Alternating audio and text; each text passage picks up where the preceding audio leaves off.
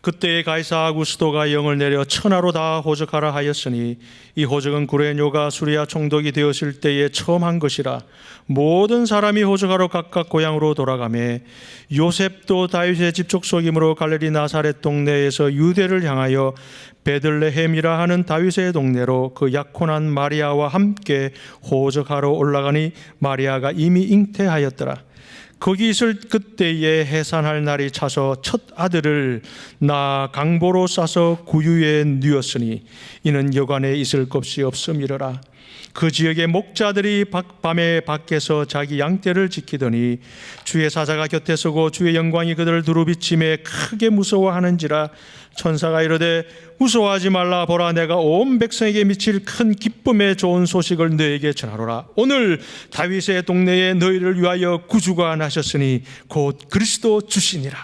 너희가 가서 강보에 쌓여 구유에 누이는 아기를 보리니 이것이 너희에게 표적이니라 하더니 호련히 수많은 천군이 그 천사들과 함께 하나님을 찬송하여 이르되 지극히 높은 곳에서는 하나님께 영광이요 땅에서는 하나님이 기뻐하신 사람들 중에 평화로다 하니라. 아멘. 할렐루야. 메리 크리스마스 되셨습니까? 그리고 해피 뉴 이어 되시기 바랍니다.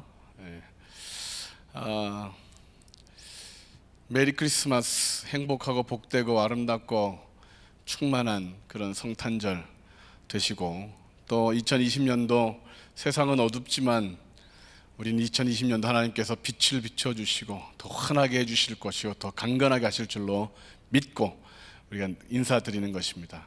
메리 크리스마스, 해피 뉴 이어. 여러분들 복 많이 받으시기 바랍니다. 제가 어릴 때 들었던 말들 중에 착하게 살아라 라는 말을 많이 부모님들이 하셨습니다. 어른들이 하셨죠. 착하게 살아, 그러면 복을 받는다. 착한 일을 하면 좋은 일이 생겨. 그렇게 배웠습니다. 교회를 다니고 신앙생활을 하니까 교회에서도 비슷한 말을 했습니다. 예수님 잘 믿으면 복을 받아. 신앙생활 열심히 하면 큰 복을 받는다. 착하게 살면 하나님이 복을 주셔. 정말 착하게 살고 예수님을 잘 믿으면 복을 받을까요? 요즘 부모님들은 자녀들에게 세상을 착하게만 살아서는 안 된다 라고 가르친답니다. 저도 한두 번 한 듯한 느낌이 있습니다. 사람이 착하기만 하면 안 돼. 왜냐하면 착하기만 하면 손해를 보는 것이 생기고 억울한 일을 당한 때가 왕왕 우리 가운데 있기 때문입니다. 그래서 착하게 살아라 라는 말을 이제는 많은 사람들이 하지 않고 도리어 조폭들이 이 말을 많이 합니다. 착하게 살자. 그들이 말하는 착하게 살자는 것이 무슨 뜻인지는 모르겠지만 정말 그들은 착하게 살아서 복을 받을까? 착하게 살면 그들이 기대하는 아름다운 일들이 펼쳐질까? 착하게 살면 복을 받을까? 조폭들이 말하는 착함은 무엇일까? 성경은 이렇게 우리에게 구원에 대하여 말씀하고 있습니다. 구원은 착해서 받는 것이 아니다. 노력으로 얻는 것도 아니다. 하나님의 선물이다. 에베소서 2장 8절은 이렇게 기록하고 있습니다. 너희는 그 은혜에 의하여 믿음으로 말미암아 구원을 받았으니 이것은 너희에게서 난 것이 아니요 하나님의 선물이라. 선물로 오신 구원, 예수님을 마음으로 믿고 입으로 시인하면 구원을 받는다. 착함과는 상관없이 그분의 죽으심과 부활하심을 믿으면 영생을 얻는다. 다시 오실 주님을 기다리고 인내하면 그분이 예비하신 그 집, 영원한 하나님 나라에 갈 수 있다. 우리가 착해서 복을 받는다는 것이 아니라 은혜다, 하나님의 선물이다, 예수님이 이 땅에 오셨다, 성경은 그렇게 말씀하고 있습니다.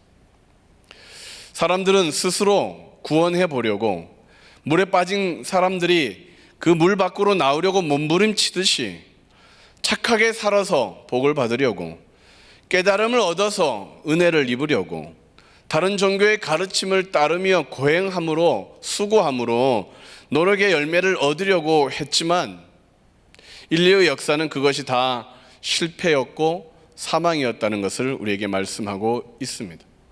로마서 3장 23절에 모든 사람이 죄를 범하였음에 하나님의 영광에 이르지 못하더니, 착하게 살았는데 마지막이 절망입니다. 실패죠. 열심히 살았는데 마지막에 넘어졌다면 그것도 실패입니다. 부유하거나 어떤 그런 수고함으로 살았어도 마지막에 하나님의 영광에 이르지 못했다면 다 실패이고 헛것입니다. 착하게 살아서 복을 못 받는 것입니다.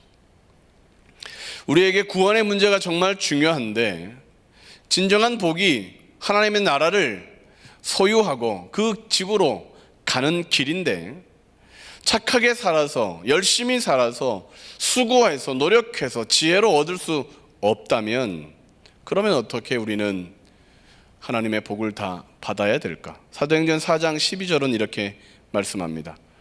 다른 이로서는 구원을 받을 수 없나니 천하 사람 중에 구원을 받을 만한 다른 이름을 우리에게 주신 일이 없음이라 하였더라. 다른 이름을 주신 적은 없는데 유일하신 이름을 주셨다. 그분의 이름이 예수 그리스도이십니다. 그분이 우리에게 유일한 구원자가 되신 이유는 그분이 이 땅에 오셨기 때문입니다. 누가복음 2장 12절, 오늘 다윗의 동네에 너희를 위하여 구주가 나셨다. 곧 그리스도 주시니라. 그분은 그리고 말씀하셨습니다. 요한복음 14장 6절에 예수께서 이르시되 내가 곧 길이요 진리요 생명이니 나로 말미암지 않고는 아버지께로 올 자가 없느니라.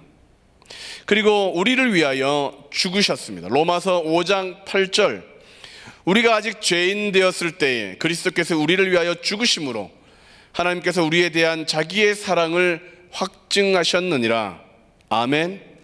그리고 부활하셨고 약속해 주셨습니다. 로마서 10장 9절, 내가 만일 내 입으로 예수를 주로 시인하며 또 하나님께서 그를 죽은 자 가운데서 살리신 것을 내 마음에 믿으면 구원을 받으리라. 그리고 승천하셨고 다시 오실 것을 약속하셨습니다. 사도행전 1장 11절, 이르되 갈릴리 사람들아 어찌하여 서서 하늘을 쳐다보느냐, 너희 가운데서 하늘로 올려지신 이 예수는 하늘로 가심을 본 그대로 오시리라 하였느니라. 우리는 살다 보니 집으로 가는 길을 잃어버렸습니다. 열심히 찾고 수고했지만 사람들은 달려가 보니 그 길이 그릇된 길이었습니다. 결과가 사망이고 절망이었습니다. 모두가 원했지만, 모두가 가기를 원했지만 그 길은 다 실패로 드러났습니다. 착하게 살았는데, 열심히 살았는데, 모든 방법을 다 동원하여 복을 얻으려고 했는데 길을 잃어버린 것입니다. 신라곤의 후손들이 되었습니다.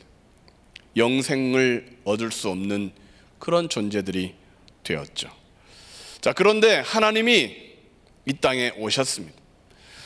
길을 잃어버린 자들에게 길이 되어 주시려고, 집을 찾지 못하는 자에게 집으로 같이 가자고 부르시려고 하나님이 이 땅에 오셨습니다. 그날이 성탄절입니다. 예수님이 이 땅에 오신 성탄절은 길 잃어버린 자들의 길이 되어 주시고, 진리를 놓쳐버린 자들에게 진리를 가르치시고 영생의 길로 인도하시는 그 시작점이 성탄절입니다. 여러분들은 그 길을 다시 찾으셨습니까? 오늘날 길을 걷다가 집을 잃어버리고 무엇을 찾는지 잊어버리고 방황하는 사람들이 늘어나고 있습니다. 믿음의 삶을 살다가 다시 세상 길로 돌아가는 사람들도 많고 있습니다. 왜일까? 세상이 번쩍거려서가 일까? 집으로 가는 길에 방해가 많아서일까? 고난 때문에, 어려움 때문에 포기하는 걸까? 근본적인 이유는 예수님을 제대로 알지 못한 이유입니다. 알지 못하니까 믿지 못하고, 믿지 못하니까 그분을 부르지 못하는 그 원인입니다. 이슬람처럼 예수님을 위인으로만 인식하기에 구원을 받지 못합니다. 천주교처럼 예수님을 믿는다 하지만 다른 것들을 더 강조하여 예수님을 뒤로 보내버렸기 때문에 구원을 얻지 못합니다.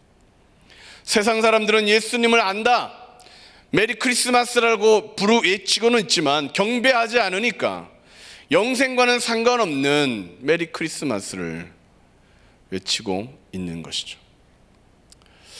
여러분들은 그 길을 바르게 걸어가고 계십니까?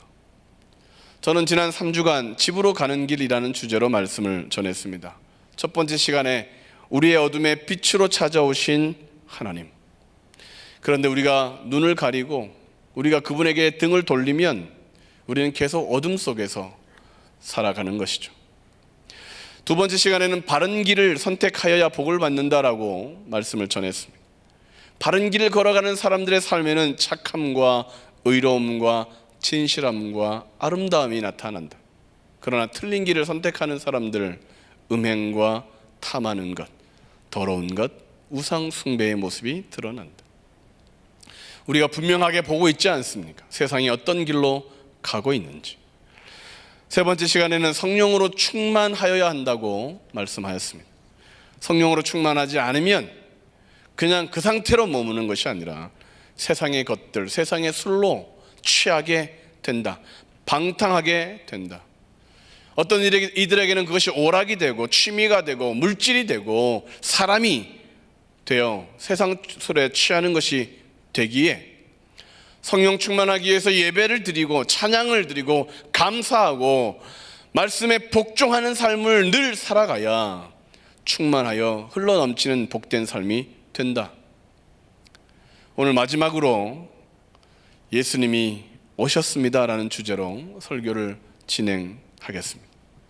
사람들이 길을 잃어서 그분이 오셨습니다. 코로나19로 성탄에 대한 감동이 식어져 버렸지만 예수님이 오셨다는 사실, 그 의미는 변색되어서는 안 되겠습니다.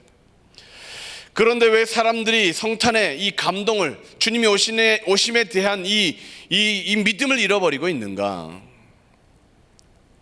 사람들은 예수님을 그릇되게 대하고 있기 때문입니다. 남우식 장로님이 근무하는 현대종교에서 12월 호에는 성탄절에 어떻게 지내는지 이단들의 실태를 조사하고 게재해 두었습니다. 통일교는 성탄절을 기뻐하지 않습니다. 예수님이 실패했다고 생각하기 때문이랍니다. 대신 재림주로 생각하는 문선명과 한학자의 생일 음력으로 1월 6일을 큰 행사로 지내고 있답니다.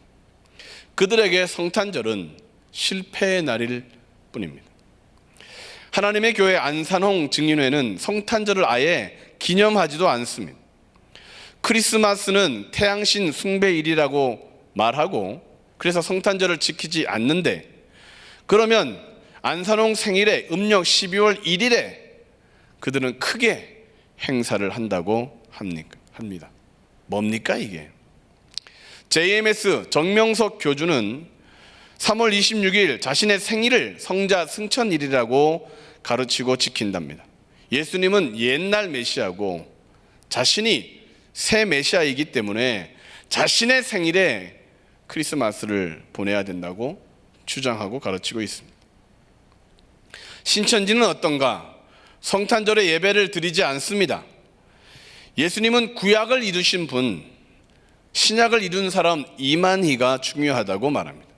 그래서 이만희 생일에 잔치를 하는데 일반 신천지 신도들은 모르게 핵심 멤버들만 모여서 파티한다고 합니다. 성탄절에 모든 사람이 행복해져야 되고 예수님의 탄생이 소망이 되어야 되고 그분의 모든 삶이 우리에게 복이 되어야 되는데 거부하고 싫어하고 미워하고 눈을 가리니까 그들은 길을 잃어버린 것입니다. 이단들의 태도는 자신들을 높이고 예수님을 무시하므로 그들은 진리가 없습니다. 교주들이 예수님의 자리에 앉아서 자신을 더 드러내고 있기 때문에 영생을 맛볼 수 없는 것입니다. 그래서 성탄절이지만 그들에겐 복이 없는 것이죠. 일반 사람들은 어떤가? 성탄절을 자신들이 원하는 것을 하는 시간들로 보냅니다. 그래서 어둠을 못 벗어나는 거죠. 우리들은 성탄의 의미를 제대로 알아야겠습니다. 그래서 소망이 넘쳐야겠습니다. 그래서 다시 한 번 더 힘이 넘쳐야 되겠습니다. 다시 한번 주의 은혜가 강같이 흐르는 것들을 경험해야 되겠습니다. 코로나가 문제가 아니라, 백신이 우리를 복되게 하는 것이 아니라, 담임 목사님 말씀처럼 하나님이, 믿음이 우리를 다시 새롭게 할 줄로 믿습니다. 성도님들이 교회 오지 못해서 너무 힘들어 하시고 있습니다. 성탄절을 영상으로 드리는데 그래도 은혜를 받는 거 보면 하늘비전 교회는 된 교회입니다. 할렐루야. 아멘 달고 계시죠? 성탄절이 시시해지고 계십니까? 시무룩하고 계십니까? 그렇다면 다시 성탄의 진정한 의미, 왜 그분이 오셨는가를 다시 우리는 돌아봐야 하겠습니다. 왜 성탄을 위대하게 보내야 되는가? 왜 우리는 이 날을 큰 날로 다시 한 번 더 기념하고 또 찬양하고 예배 드려야 되는가? 첫 번째로 성탄이 진짜가 되려면 우리는 예수님을 주님으로, 왕으로 고백해야만 합니다. 시작. 우리는 예수님을 주님으로, 왕으로 고백해야 합니다. 누가복음 2장에는 당시 왕이라고 불려지던 사람들의 이름이 기록되어 있습니다. 가이사 아구스도, 로마 전체의 황제였습니다. 그의 말 한마디면 모두가 움직였습니다. 그가 명을 내리자 사람들이 고향으로 갔어야 됐습니다. 임신한 산모도 모든 사람이 고향 가서 호적에 등록해야 했습니다. 대단한 권세였습니다. 그래서 당시 사람들에게 그는 말하기를 가이사가 주인이다, 그렇게 고백하게 만들었습니다. 또 구레뇨가 총독으로 수리아를 통치하고 있었습니다. 수리아는 유다 북부 지방인데 이 총독이 말 한마디 하면 군사들이 백성들을 다스렸습니다. 그리고 우리가 잘 알듯이 헤롯이 분봉왕으로 대신하여 유대인들을 다스리고 있었습니다. 다 자신들이 왕이라고 불려지고 왕처럼 행동하며 왕의 권세를 누린다고 그렇게 떵떵거렸습니다. 자, 그런데 누가복음 2장에서는 그들이 왕이 아니다라고 고발하고 있는 것입니다. 그들은 사람일 뿐이다. 그들은 아니다. 진정한 왕이 오신 것이다. 자신들이 왕이라고 말하는 그들의 통치는 사람들을 고통스럽게 했습니다. 마치 조폭이 우리가 보호해 줄게, 보호비를 내, 우리가 지켜줄게, 우리에게 잘 보여, 그렇게 말하는 것과 같습니다. 백성들은 더 가난해졌고 사람들의 삶은 더 힘들어졌고 그들은 왕이 한 명, 두 명 생길 때마다 더 고난 가운데 빠졌습니다. 우리의 삶도 그렇지 않습니까? 누군가 내가 교주다고 말하는 순간 얼마나 많은 사람들이 좌절하고 실망하고 절망에 빠집니까? 나를 따르라고 말하는 사람들을, 그들을 따라가다가 실패한 사람들이 얼마나 많습니까? 과학적으로, 논리적으로, 또는 지식적으로, 또는 다양한 방법으로 가르치고 말하는 사람들, 그들은 왕이 아닙니다. 우리가 그들의 말을 따르면 다 길을 잃어버리는 거죠. 다 영생의 길을 방황하는 것입니다. 왕 중에 왕이 누구시냐? 11절, 오늘 다윗의 동네에 너희를 위하여, 우리를 위하여 구주가 나셨으니 곧 그리스도 주시니라. 할렐루야. 우리의 왕이 오신 것입니다. 그분은 왕이신데 다스리는 왕이 아니고 섬겨주시는 왕으로 오셨습니다. 할렐루야. 대접받으려는 주님이 아니라 도리어 돌봐주고 아껴주고 사랑해 주시는 주님으로 오셨습니다. 세상 왕은 우리를 억압하지만 그분 우리를 자유롭게 합니다. 우리를 더 풍성하게 합니다. 그분의 모든 것을 주셔서 우리를 부요하게 하셨습니다. 할렐루야. 성탄은 그날입니다. 피조물이 창조의 자리를 앉을 때 죄가 시작되어 주인인 것처럼 행세하다가 우리가 벌 받는 것 아닙니다. 사단이 주님의 자리를 넘보다가 조폭처럼 심판을 받은 것입니다. 사람들에게 신체 포기각서를 쓰게 하며 고리대금을 주며 피를 뽑아 먹다가 사단이 심판을 받는 것이죠. 성탄은 다시 왕의 자리에 주님을 모셔야 합니다. 그분이 오셨습니다. 여전히 세상을 섬기면 그건 죄입니다. 여전히 사람들의 마음에 좌우지되면 그거는 죄입니다. 왜요? 왕이 오셨는데. 예수님은 조폭이 아닙니다. 제발 좀 믿으시기 바랍니다. 헤롯은 예수님이 태어나심을 싫어했습니다. 왕의 자리를 빼앗기지 않으려고 살인도 했습니다. 장모, 친동생, 친자식도 죽였습니다. 착하게 살자 그렇게 말했을 것입니다. 왕이 오셨지만 망설이지 않고 죽이려고 했습니다. 그래서 심판을 받았죠. 제명에 목살고 객사했습니다. 오늘 많은 사람들이 겉으로는 교양 있게 사는 것 같지만 헤롯처럼 살고 있습니다. 희생하기 싫어서, 즐거움을 포기하기 싫어서, 자신의 삶 속에 관여를 받기 싫어서 예수님의 탄생을 자기의 날로 만들고 그분의 그 오심을 거부하고 성탄을 자신이 즐기는 것을 하는 날로 그렇게 만들어 버린 사람들, 결국은 길을 잃어버릴 뿐만 아니라 심판을 받게 되는 존재들이 된 것입니다. 동방 박사들이 큰 별을 보고 베들레헴까지 왔습니다. 왕을 만나기 위해서 왔습니다. 별이 크거나 신기해서가 아니었죠. 유대인으로 왕으로 오시는 분이 온 인류의 구원자이라고 하는 그런 지식, 그런 믿음을 가지고 그 왕은 다르다. 그 왕은 지금까지 반짝반짝 거렸던 왕이다라고 소리쳤던 왕과는 다르다. 큰 별이다 라고 쫓아온 것입니다. 고요한 밤, 거둑한 밤, 어둠에 묻힌 밤, 주의 부모 앉아서 감사 기도 드릴 때 아기 잘도 잔다. 아기로 오셨지만 2절부터는 왕이 나셨도다. 고요한 밤, 거룩한 밤, 왕이 나셨도다. 그 왕이 우리를 위하여 죽기 위해 오셨습니다. 우리에게 생명을 주시려. 그 왕이 우리의 저주를 담당하시려고 오셨습니다. 우리를 복된 존재가 되게 하려고.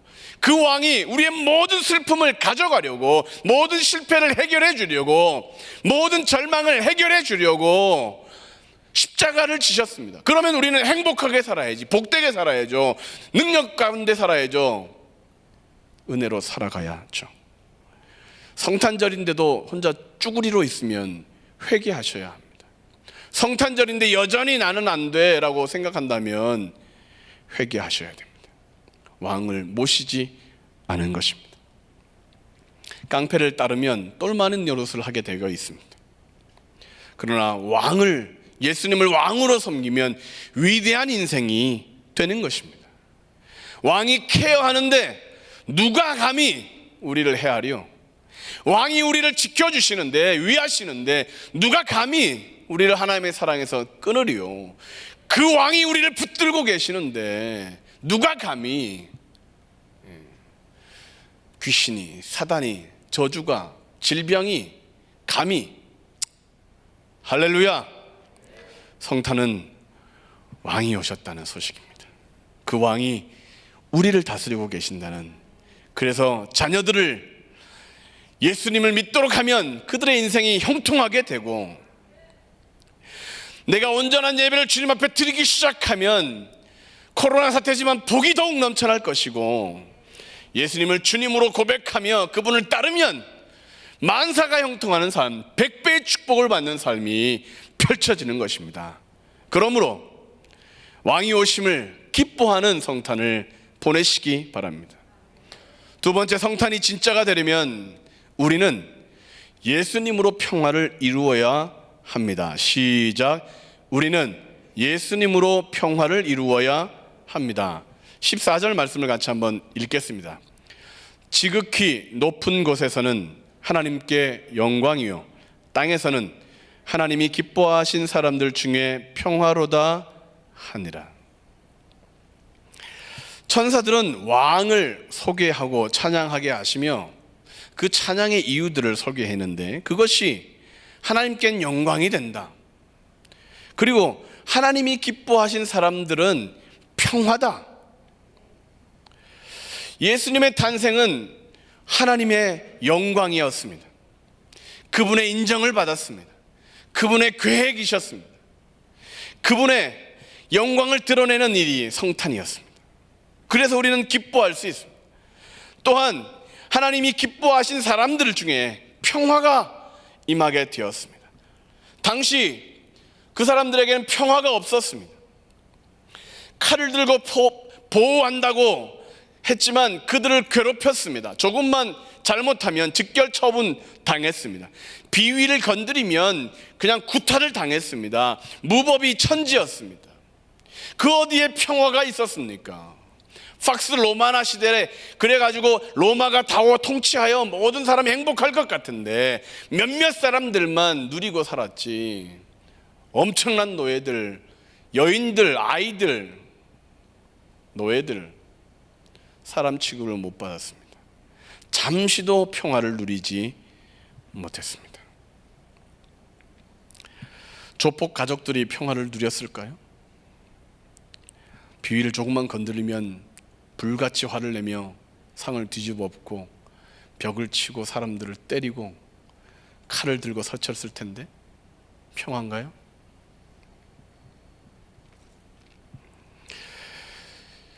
예수님이 이 땅에 오신 날은 하나님과 평화를 이룬 날입니다. 하나님이 먼저 화목하게 하신 것입니다. 원수인데, 죄인들인데, 하나님을 싫어하고 떠나고 제 길로 간 사람들인데 하나님이 찾아오고 또 쫓아오고 부르고 마침내 오셔서 우리의 바지끄댕이를 끌어 잡으신 것입니다. 그래서 평화가 없는 우리들에게 평화를 주시는 것이죠. 칼을 품고 다녔던 사람들, 누구든지 나한테 해코지하면 내가 찌르리라. 의견 대립으로 앙숙이 되어가며 서로가 서로를 헐뜯고 있던 사람들에게 평화가 있게 해 주셨습니다. 하나님 앞에 죄가 있었는데 그 죄를 회개하면 다 용서해 주시는 평화.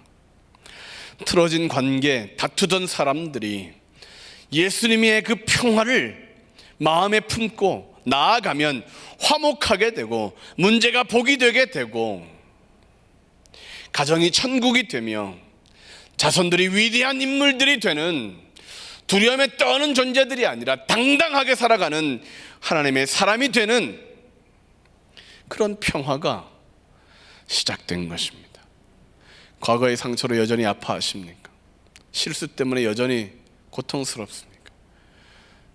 인생을 돌리고 싶은 그런 상황이 여러분 가운데 있으십니까? 걱정하지 마십시오. 하나님의 평화는 그것들을 다 회복시킵니다. 아픔보다 크신 사랑과 치료. 메리 크리스마스라고 하면 싫어하는 사람들은 예수님을 정말 모르는 것입니다. 관계가 단절되어 있고 미워하는 사람, 원수처럼 지내는 사람들, 그들에게 평화가 임했다는 사실을 우리는 가르쳐 줘야 합니다. 레미제라블이라는 그런 영화는 성탄 시즌이 되면 TV에서 방영을 합니다. 빵 하나를 훔침으로 19년간 감옥살이를 했던 장발장의 또 다른 이름이 레미제라블입니다. 레미제라블이라는 말의 뜻은 가난한 사람들, 또 비참하고 불쌍한 사람들이라는 의미를 갖고 있습니다. 감옥에서 나온 그는 또 도둑질을 하다가 그 목회자에게 도움을 받아 새로운 삶을 살겠다고 다짐을 합니다. 자신처럼 가난한 사람, 억울한 사람, 고통스러운 사람을 돕는 삶을 살고자 했습니다. 결국 레미제라블은 위대한 사람이 되었습니다. 여전히 우리는 고통스럽지만 하나님의 은혜를 입었기에 은혜로운 삶을 살 수 있습니다. 그게 평화이죠. 여전히 우리는 부족합니다. 그러나 하나님이 우리를 책임져 주실 것을 믿기에 콩 한 쪽도 나눌 수 있는 것이죠. 그 하나님의 은혜의 삶은 천사들도 흠모할 만한 삶입니다. 그래서 그들이 노래하는 것이요, 하늘에는 하나님께 영광이요, 하나님께 기뻐하심을 입은 사람들의 평화다. 천사들이 노래하는 거죠. 너희들 평화야. 아니, 뭘 먹어봐야 맛을 알지, 너희가 개맛을 아냐라고 말했던 사람들처럼 평화를 누려보면 아, 이것이 정말 평화구나, 은혜를 깨달아보면 아, 이것이 은혜구나. 예전엔 나에게 이것이 있어야 되고 이것이 되어야 되고 이것이 이루어져야 된다고 생각했는데 그것들이 나에게 진정한 만족과 행복을 주는 것이 아니라 예수님 한 분만이면 되는구나. 뭘 먹어봐야 맛을 알죠. 그래서 우리는 하나님의 복을 받아야 됩니다. 성탄절에 또 받아야 됩니다. 이것이 진짜 평화구나, 이것이 진짜 복이구나. 모르면 어떻게 설명해야 될지 난감하죠. 맛보아 아는 신앙, 하나님의 평화. 그러므로 성찬이 진짜가 되려면 예수님으로 평화를 경험하셔야 됩니다. 문제가 아무것도 아니야, 걱정이 아무것도 아니야. 예수님이 내 편이신데, 하나님이 나를 붙들고 계시는데 할렐루야. 그런 마음이 진짜 메리 크리스마스입니다. 마지막으로 성탄이 진짜가 되려면 우리는 예수님처럼 행동하며 살아가야 합니다. 시작. 우리는 예수님처럼 행동하며 살아가야 합니다. 누가복음 2장에는 특이한 구절이 있습니다. 12절 말씀을 같이 읽겠습니다. 너희가 가서 강보에 쌓여 구유에 뉘어 있는 아기를 보리니 이것이 너희에게 표적이니라 하더니. 표적은 중요한 의미가 있다는 것이죠. 그냥 단순히 누우실 데가 없어서 구유에 누인 것이 아니라 표적이다. 예수님이 누우셨던 곳은 밥통이었습니다. 구유. 크리스마스라는 말의 뜻은 그리스도와 미사라고 하는 단어의 합성어가 크리스마스입니다. 마스는 떡과 포도주를 먹는 성찬식을 의미합니다. 그러므로 크리스마스란 예수 그리스도를 먹고 마시는 상징적인 의미의 날, 성찬을 향하는 날.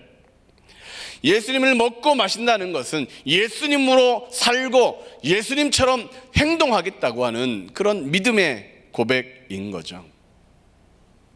할렐루야. 내 살을 먹어라, 내 피를 마셔야 한다. 저희 둘째가 아이 때 계속 설사를 하는 것입니다. 병원에 갔습니다. 아이가 계속 설사하고 울고 잠을 못 잡니다.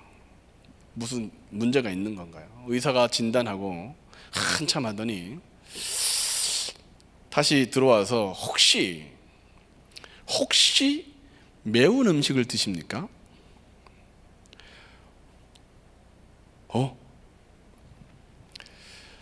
산모가 그 모유를 수유할 때 모유색은 흰색이었습니다.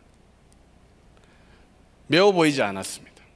근데 둘째가 되니까 첫째 때는 조심하고 그래서 김치 매운 거 이런 거 안 먹고 속이 니글니글 거려도 밍밍한 거 먹더니 둘째 때 긴장이 풀어졌는지 매운 것을 김치를 막 먹고 막 김치찌개 끓여 먹고, 그래서 본인은 괜찮은데 아이가 탈이 난 것입니다.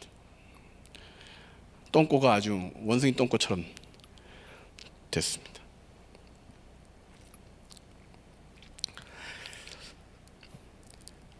별일이 없는 것은 은혜입니다. 감사해야 될 일입니다. 뛰어다닐 일 없는 것, 답답한 가슴 치는 일이 없는 것은 기적입니다. 그것은 우리가 하나님의 은혜 가운데 살아가고 있다는 것이에요. 우리는 별일 없으면 아무런 은혜가 없는 줄로 생각하는 착각을 하는데, 코로나 전국에 우리는 예배를 드리고 감염되지 않고 그래도 이렇게 예배 드리고 찬양하고 건강한 건 기적입니다. 할렐루야. 그러면 감사해야죠. 주님이 우리를 보호하셨구나. 예수님을 섭취하면 우리의 삶 가운데는 예수님의 향기가 나게 되어 있습니다. 우유의 색은 똑같아 보이는데 하루 일어나서 일하고 수고하고 눕고 자고 쉬고 하는 2020년을 보내는 그 시간은 믿음의 사람이나 믿지 않는 사람들이나 비슷해 보이는데, 모유의 색이 똑같아 보이는데, 그러나 그 사람이 어떤 믿음으로 살았는지, 어떤 신앙으로 살았는지 삶의 결과가 달라진다는 거예요. 성탄절은 우리가 예수님을 섭취하고 말씀을 먹고 예수님의 삶을 우리도 다시 한번 묵상하고 우리에게 말씀하신 것을 이루기 위해 살면 우리의 삶의 결과가 달라진다는 것들을 알게 하는 그런 날입니다. 예수님으로 살고 예수님으로 죽고 1년 365일이 성탄절이 되어야 됩니다. 예수님을 매일 하늘 비전 만나 말씀으로 섭취하고 기도 가운데 그분의 양식을 얻고 생수를 경험하고 그렇게 예수님의 향기를 바라는 그런 성령 충만한 하늘비전교회 성도님 되시기를 주님의 이름으로 축원합니다. 결론을 말씀드립니다. 죽은 사람이 가장 듣고 싶은 말이 뭘까? 자동차 사고로 죽은 3명이 서로를 향해 이런 질문들을 했답니다. 자네의 장례식에 친구들이나 가족들이 애도하며 뭐라고 말했으면 좋겠나? 첫 번째 사람이 이렇게 말했습니다. 이 사람은 아주 유능한 의사인데 아깝네. 정말 뛰어난 사람인데 아깝네. 이 말을 듣고 싶다고 했습니다. 두 번째 사람은 이 사람은 정말 착하고 좋은 남편이고 좋은 아버지였는데, 그리고 아이들의 미래를 바꿀 수 있는 참 좋은 교사였는데 아깝네. 마지막 사람에게 물었습니다. 자네는 어떤 말을 듣고 싶은가? 그러자 그 사람은 저 사람 움직이네? 살아있네? 살아있어. 여러분, 사고로 죽거나 여러분 어떤 그냥 지나가다가 사고로 다치시면 안 됩니다. 살아있네. 코로나인데 믿음이 살아있네. 저는 이런 말을 듣고 싶습니다. 천국에 잘 오셨습니다. 잘 가셨습니다. 이분은 마침내 집에 도착하셨습니다. 성공의 인생을 사셨습니다. 그리고 제가 뒤를 돌아볼 때 그 뒤에서 땀을 흘리고 계시는 주님이 곁에 계심을 발견했으면 좋겠습니다. 야, 내 너 때문에 고생 많이 했대. 너 고집, 너 의심, 그것 때문에 내가 그래 내가 포기하지 않고 내가 많이 너 사랑했대. 너 나 아니었으면 너 큰일 날 뻔했대. 내가 너 앞에서 뒤에서 예비하고 이끌고 너 집에 오도록 너가 온 줄 알아? 내가 다 한 거야. 그렇게 말씀하시는 주님이 저의 곁에 있기를 바랍니다. 사실 집으로 가는 길은 우리가 못 가는 길입니다. 우리가 어떻게? 우리의 삶이 얼마나 깨끗하고 얼마나 거룩하다고 그 길을 갈 수 있겠습니까? 그 천국은 못 갑니다. 우리는 주님이 오셔서 우리를 이끌고 가시기에 마지막 때에 천국에 도착하셨습니다. 내가 너를 버리지 아니했대. 내가 너 이끌고 지금까지 왔대. 너가 아주 발광을 해도 내가 너 포기하지 않고 내가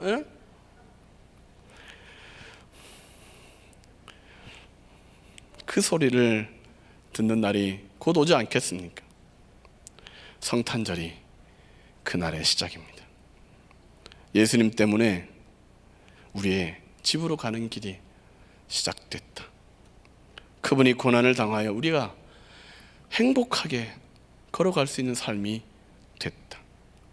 그분의 포기하지 않으심과 영원히 함께 하시는 그 걸음걸음 때문에 넘어진 것 같으나 툴툴 털고 일어나고, 실패자 같으나 성공자고, 부족한 것 같으나 넉넉하고, 마침내 천사들도 흠모할 만한 허다한 천군 천사가 박수치며 영광의 면류관을 쓰게 되는 그 주인공이 되는 날이 성탄절이 시작된 것입니다. 여러분, 성탄절은 아름다운 날입니다. 복된 날입니다. 얼마 남지 않은 2020년, 그 소식을 우리는 가까운 사람들에게 전하고 보여줘야겠죠. 2021년도 더 성탄의 기쁜 소식으로 평화로운 사람으로 살기를 결단해야 되겠습니다. 같이 한번 찬양하고 싶은 찬양이 있습니다. 영어로는 Born Again, 다시 태어남, 거듭남이라는 찬양입니다. 주 안에서 내 영혼 다시 태어나 이전 것은 지나고 새 것이 됐네. 죄로 물든 내 모습 예수와 함께 죽고 부활 생명 내 안에 새로운 삶이 열렸네. 너희가 나를 택한 것이 아니요 내가 너희를 택하여 세웠나니 오직 내 안에 그리스도가 사네. 그가 내 맘의 주인 되셨네. 같이 한번 찬양하시겠습니다.